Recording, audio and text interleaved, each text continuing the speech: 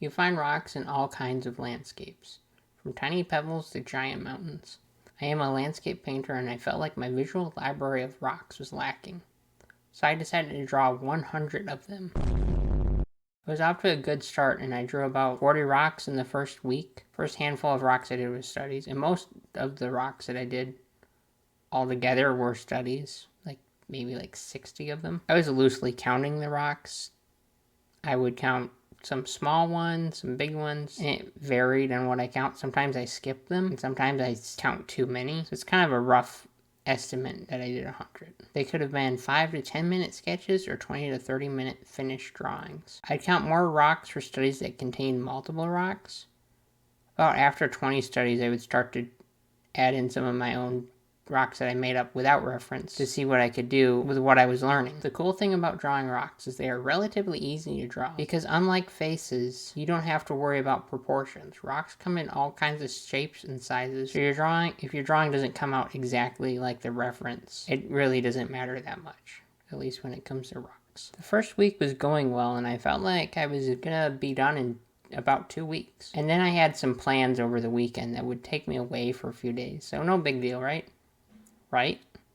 Well, when I came back, it was hard for me to get back into drawing rocks, mostly because I started to get bored of them and some of my rocks weren't looking as good as they were before I left. I was putting a lot of pressure on myself to draw them just for this video, which kind of caused me to procrastinate. Luckily, I had a plan for this. My plan was to try and put in at least the bare minimum every day. Some days I would get at least 1 rock done, and some I would get 5 to 6 done. By forcing myself to at least get started, I would be making some progress, even if it was just a tiny bit. But to be honest, I didn't do this every day. I did it most days. Occasionally I would take a day off. Usually I got back on track. Once I got through about 75 rocks or so, I decided it was time to start doing some master studies. And I only ended up doing 4 of them. 2 of the studies I mostly focused on the rocks, and 2 of the other ones I focused on the entire painting. One of them I spent about 3 hours on for the whole painting, and I probably could have spent more time on it because it still had some rough edges on it. This one was meant to be only focused on the rocks, but I got carried away.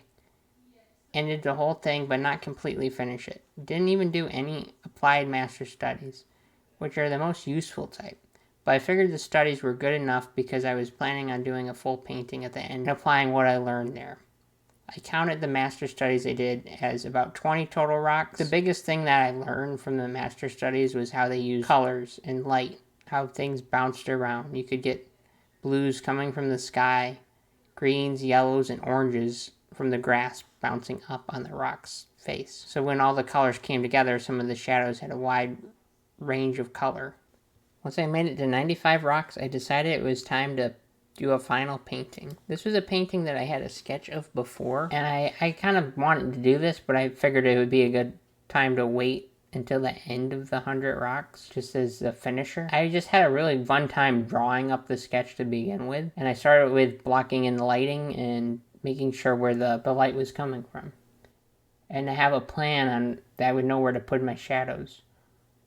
I just had a solid plan of the direction of it. And I wanted to have like a little guy in the corner looking up this mountain range. And I think the mountain looks pretty big right now, but I'm going to do some things to make it look even bigger.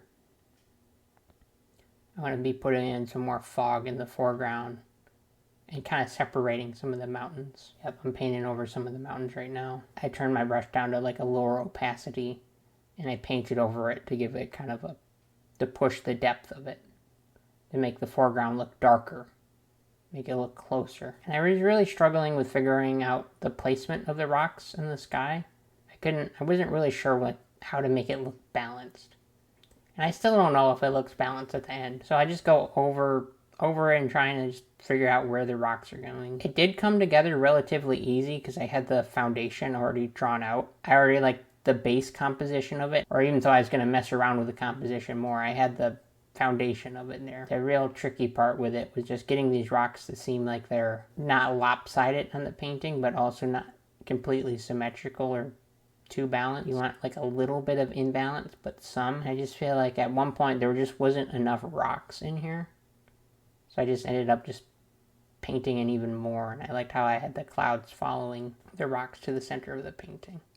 And then I do some color adjustments where I take the background layer, which is just the sky, and I kind of bring out the blues and brighten them up and saturate them a little more.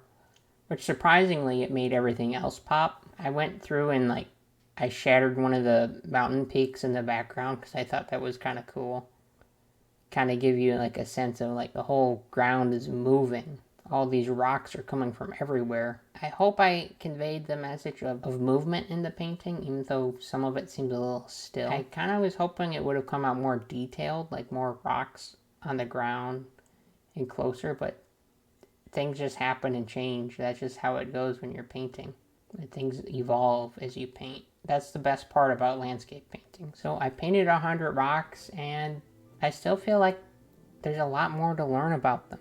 I just gonna have to keep doing more studies, and I think that's just a fact of painting and drawing. You're gonna just have to keep learning and growing, and I think that's awesome, but also kind of terrifying, because that means there's no end.